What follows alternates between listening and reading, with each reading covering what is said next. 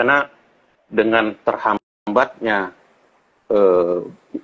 membayar uang pendaftaran, dengan diulur-ulurnya waktu, dengan berbagai permasalahan yang muncul, hal kecil mungkin yang dianggap bagi kawan-kawan rekomendasi misalnya seseorang yang akan memperpanjang usia jabatan, bingung, gitu loh.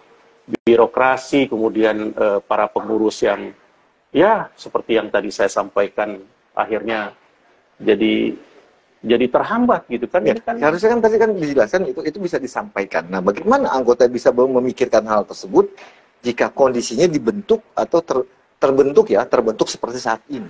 Bro, lu kan ingat ya perjalanan mulai dari zaman gua dulu di Karawang ya. Terakhir sebelum selesai tugas dicopot ya, kan ada produk KTA. Iya. Ya. Terus ada produk website. Iya. Kalau ingat ya di jejak digital yang dulu itu Ada. kampanyenya sederhana aja. Segala informasi, berbagai macam informasi Cukup dalam genggaman. berada dalam genggaman tangan Anda. Semua ada di handphone ini. Itu. Misalnya yang sederhana aja, punya Tokopedia kan, punya Shopee kan, apapun kita kendalikan dari sini. Kita member apa ya, kita rubah. Sekarang terrealisasi nggak? Justru IPAT yang baru, ya, itu udah bagus. Hanya scan barcode aja, langsung nggak ada masalah. Loh, kalau melihat dari persyaratannya kan tuh harus menyampaikan foto, KTA, KTP. Dulu bro, ya, ini bedanya antara IPAT dengan IMI.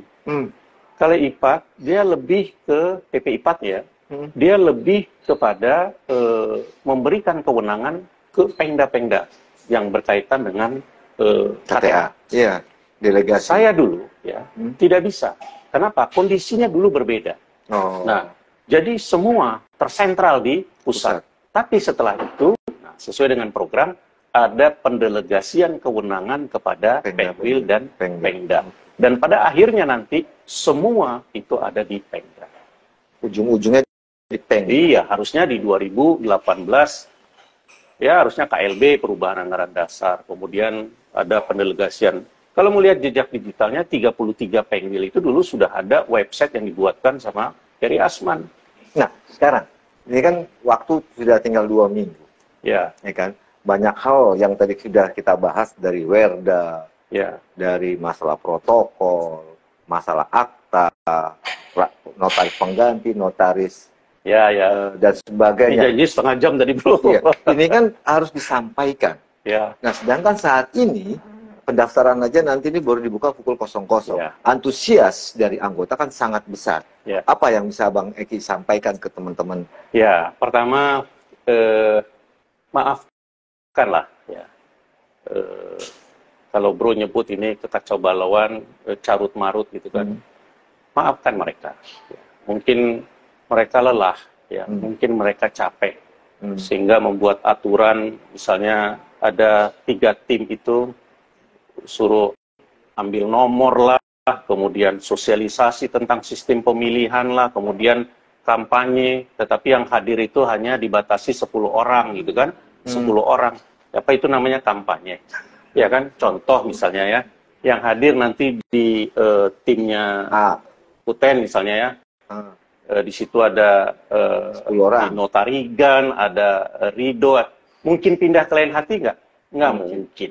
Begitu juga Mbak Oti, ada Eki Ridwan, ada Dewi Larasati, ada Peri Aswan, mungkin nggak pindah ke yang lain? Enggak, karena ini adalah komitmen, gitu kan. Jadi ini kan tidak masuk akal, gitu kan. Tapi menurut saya sudahlah ya, maafkan mereka, gitu kan. Nah, jadi poinnya adalah sekarang kita berserah diri, ya, bukan berserah diri ya, kita berharap sangat ke ketua-ketua Pengwil yang akan menjadi presidium.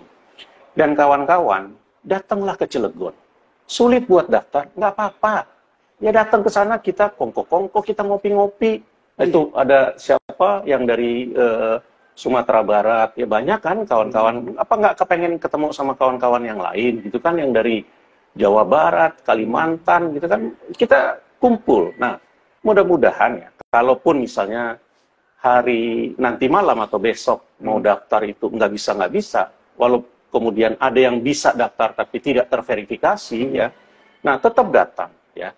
Dan ada tempatnya nanti, misalnya tidak daftar, bahkan untuk yang go-show saja itu disediakan tempat. Ada nanti tim verifikasi yang akan memverifikasi benar nggak Refky Ridwan ini notaris di Jakarta Utara. Nanti dipanggil ketua Pengdanya, Anda kenal nggak Refky Ridwan ini?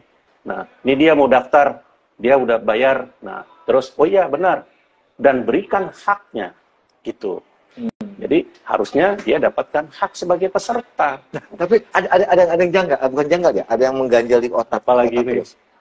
Haruskah seorang peserta kongres yang mempunyai hak pilih itu menandatangani atau mencentang fakta integritas? Nah, jadi gini ya, ketika dia secara administratif menjadi anggota INI, karena kalau kita ini kan mengandung style pasif. Ya, kalau nggak salah dalam Undang Jabatan Notaris di UJN itu di pasal 82. Ketika lulus jadi notaris, ya, jadi anggota. Itu wadah tunggal, ya kan? Nah, tetapi secara administratif tetap harus mendaftar, ya. Kan? Dan tata cara pendaftaran itu, itulah bedanya dengan PPI 4. Nah, ini kita dijadikan satu, ya, website yang ada di ini.id gitu kan? Karena waktu itu kita butuh cepat. Nah, setelah itu harusnya dikembalikan ke Pengda masing-masing gitu loh. Nah, tapi itu kan yang tidak terrealisasi gitu kan. Jadi pada saat menyampaikan itu sudah menandatangani surat pernyataan fakta integritas bahwa akan tunduk dan patuh begini dan seterusnya, ADART dan seterusnya gitu kan. Itu kan pada saat jadi notaris. Iya, jadi bukan di saat kongres. Kalau yang dikeluarkan oleh, jadi aduh ini ya, ada tim per, tim was, dan tim lead. Itu pelaksana. Itu bro. Ya. Pelaksana yang diperintahkan oleh ADART untuk melayani. Bukan menghambat-hambat, bukan menakut-nakuti. Gitu loh.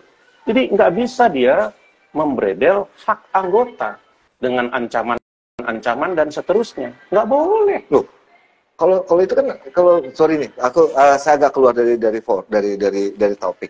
Kalau di Indonesia, nasional ya, saya bicara nasional. Saya kan dulu juga pernah di politik, waktu di pos kota itu bergelut juga di politik. Tentang pemilu. Kalau saya pensiunan politik. Dulu pernah di politik, tapi meliput politik, Bang. Nah, kalau tidak salah dalam pemilihan itu kan ada aturan main. Ada pasal-pasalnya untuk pemilihan. Kalau di nasional kan seperti itu.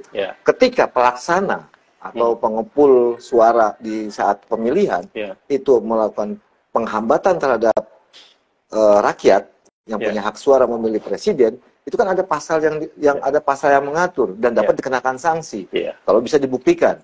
Kemudian ada sanksinya berupa penjara dan denda. Nah, itu gimana dengan di INI? Apakah itu juga diatur? Apakah itu bisa diatur Dia saling kait berkait. ADART kita sudah mengatur tentang tata cara. Ada bagaimana penyelenggaraan kongres, terus siapa yang menjadi steering committee, organizing committee, kemudian siapa bagian-bagian dari penyelenggaraan itu. Tetapi semua itu juga tidak terlepas penyelenggaraan secara keseluruhan yang berkaitan dengan kepentingan-kepentingan lain. Contoh begini, ya.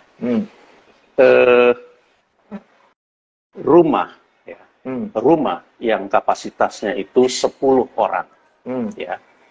Terus akan dijadikan tempat untuk satu kegiatan. Idealnya yang harus dihadirkan itu hanya 10 orang. Dan mungkin akan lebih leluasa 8 atau 9 orang. Tapi kalau rumah itu kemudian yang diundang 100 orang, kebayangkan seperti apa mereka berdesak-desak.